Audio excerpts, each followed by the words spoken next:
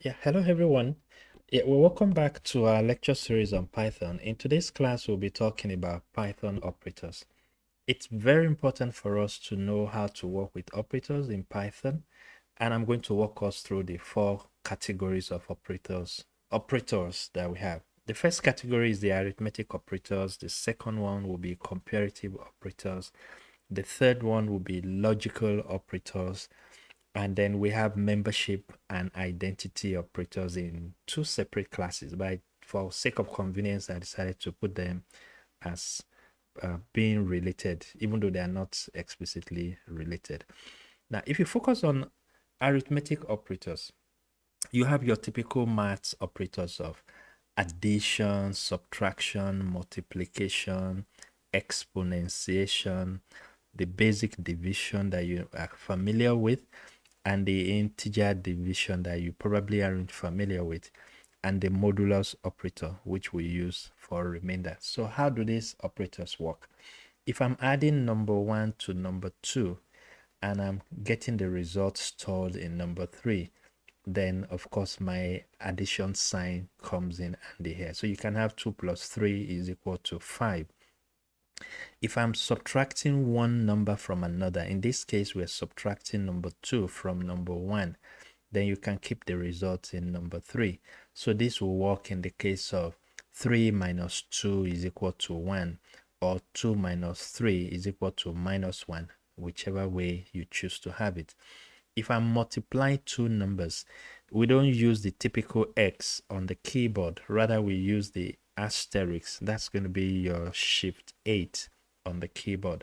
So that's the symbol that I have here. So num1 asterisk num2 will multiply those two numbers and give me a third number, which is stored in variable space num3. So that works when I say 2 times 3 is equal to 6. Now, if I do num1 star star num2, I am saying raise num1 to the power of num2. So if you say 2 asterisk asterisk 3, that's 2 raised to power 3. That will give you 8, and your num3 will contain 8. In the next line, we are talking about division. I can say num1 divided by num2. 6 divided by 3 will give me 2. 6 divided by 2 will give me 3. And it will store the result in there. And I can say 7 divided by 2. It's supposed to give you 3.5. If you get the result, yes, 3.5 is going to be kept in num3. But if you go to the next line where you have the double forward slash, this is the integer divisor. If you bring in the example of 7 divided by 2, you won't get 3.5. Rather, you get the integer component. So it will truncate the 0.5 element and just give you 3 as your result. And if you use the modulus sign, which is denoted with your percentage symbol here, what you will be getting is the remainder after you divide one number with another. So in this case, it's going to be the remainder of dividing num1 with num2. So if I say 7 modulus 2, that will give me the result of 1, because it's supposed to be 2 goes in 7 3 places, then there is 1 remaining. So the result is going to be 1, and 1 is going to be kept in num3. That's the way the modulus operator works in arithmetic operators. In the second category of operators, where we talk about comparative operators, this is where we are checking whether one side of the equation is greater than the other side, and all the time you will be getting a true or false result. So if two numbers are equal, you can easily use equality sign. As I said in the previous video, this is the symbol for equality. So you are saying both sides are equal. In fact, I made a mistake here. It should be equal sign, not just assignment statement as I have in the example. So it should be double equality. Please take note of that. So it means both sides are equal, then the result is going to be true if num1 and num2 contain the same value. If their values are different, then you won't see that being the result. There is an error on that line 1. Please take note of that. It should be double equality sign in the equation that is being used. In the second example, we're talking about both sides of the equation not being equal. This is the symbol that you use for that. So if num1 contains 2 and num2 contains 3, then the result is going to be true because both sides are not equal. But if num1 contains 2 and num2 contains 2, then this cannot be a valid result because that is not a true expression. So you will get a false output. The next symbol here talks about greater than sign. That's your angular symbol, very close to the right side of the keyboard where you have your dot. So if num1 is greater than num2, the result is going to be true if the figures indicate that. Otherwise, the result is going to be false. For instance, if num1 is 3 and num2 is 1, then this is going to be a true situation. But if num1 is not greater than num2, you will get a false result. And the reverse is true for the less than sign, which is the next operator. So I don't have to give examples of that. Now, the next line, which is the penultimate line here, talks about greater than or equal to. Now, this is a little bit tricky. It's talking about something being greater than, and at the same time, it could be equal to. So if num1 is greater than or equal to num2, then you may have a true situation. Otherwise, you have a false situation. So let's plug in two clear numbers. If I put 7 in num1 and I put 5 in num2, then num1 is greater than, obviously, num2, but it is not equal to num2. So in that case, my result is going to be false.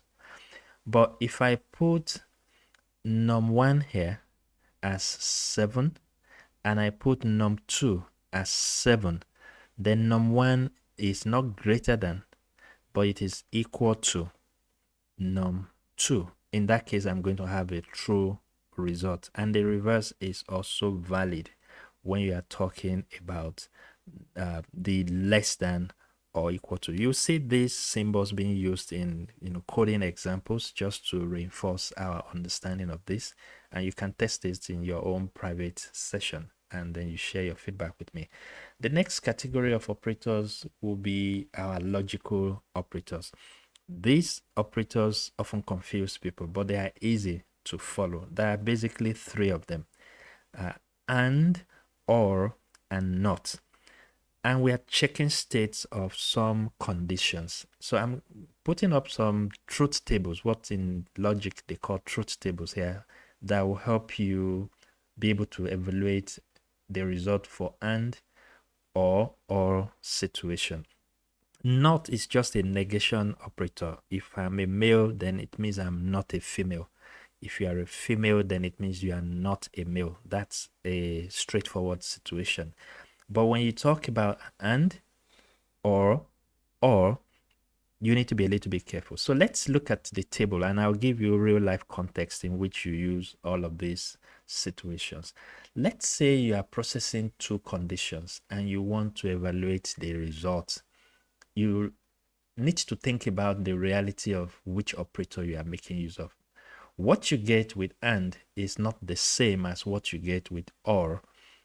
And the explanation is what I'm about to give you. In and operator, both conditions must be true before you have a true result. That is the condition there. Both conditions must evaluate to true before you can have a true result. When you talk about or, we only need at least one condition to be true before you get a true result. So if you have these rules at the back of your mind, then it's going to be easier for you to follow the process. I'll give real life situations where we apply this. So in AND operator, if condition 1 is true and condition 2 is true, then you have a true result. This is a case where you can say for anyone to be eligible for a scholarship, you have to be a female, condition 1, and you must be below the age of 25. That's condition 2. So you must be a female, which is true, and be 22, which is below 25, that gives you true, then you are eligible for scholarship. But if you are a female in condition 1 and you are 27, which is going to be false for condition 2, then you are not eligible for scholarship. Okay, if you are a male and you are below 25, which is the third line, then you are not eligible for scholarship because the result is going to be false. And if you are a male and you are above 25, then the result is going to be false, so you are not eligible. That's the way to understand the application of AND operator in programming environment. And in real world situations, you may have multiple conditions. It doesn't have to be two. They must all evaluate to true individually before you can get a true result when you are dealing with AND operator. But for ease of simplification, I decided to use two conditions. In real life, you have multiple conditions being used. AND is very restrictive. All the elements must evaluate to true before you have a true result. However, when you go to OR, this is less restrictive. It's more friendly. It accommodates more entries. It doesn't mean you must use it all the time. It depends on your reality. So the condition here is that at least one condition must evaluate to true before you have a true result. Otherwise, you cannot have a true result. So going back to our previous context, let me flip it a bit now. I'll say for you to be eligible for a scholarship, you either be a female or you are below 25. Two conditions. It's either you are a female or you are below 25. So if you are a female, which is true, and you are below 25, yes, good for you. You are going to be shortlisted on the condition that you are a female and you are also below 25. But if you are a female and you are not below 25, you will still be shortlisted because you meet one of the conditions. Okay, and the condition is you are a female, but age is not going to disqualify you. Even though you are not qualified on the basis of age, you are qualified on the basis of your gender, so you will be shortlisted. If you are a male and you are below 25, male is your condition 1, the gender. You are not supposed to be considered on the basis of that, but you are qualified on the basis of age, which is condition 2. So you'll be shortlisted because we only need one of the two conditions to be true for you to be eligible. The only set of people that we will not consider will be those who are neither female nor below 25. I don't know where you will find those individuals. Those are the ones that you see here as not being eligible for shortlisting in this scholarship scheme. So this is the summary of truth table when you talk about operators. The last category of operators here will be what we call membership or identity operators. This is where you can say, is something a member of a particular set of elements? If you have, a list, or you have a dictionary, these are some of the things we'll talk about much later. You can check, is one element in that particular list of elements or not in it? Or you want to check if something is another object in terms of their memory location, or you want to check if a particular variable is not what it purports to be. We will implement all this in the code environment, but this is the theoretical background that you need to have under your belt before we start seeing them. So when you see them in code, of course I will re-explain them, and then it won't be strange to you. Take note of this. There are 4 categories of operators, just like I said, and I've given you examples of all these operator types. They are pretty easy to use in programming environment. You will find them quite exciting when we start using them. Thanks a lot for being a part of this channel. Give me comments to see what's been done well, what needs to be improved upon. Give likes to the video. Click on the alert symbols to get notification when new videos are uploaded. I look forward to seeing you in the next video. Thanks a lot. Bye for now.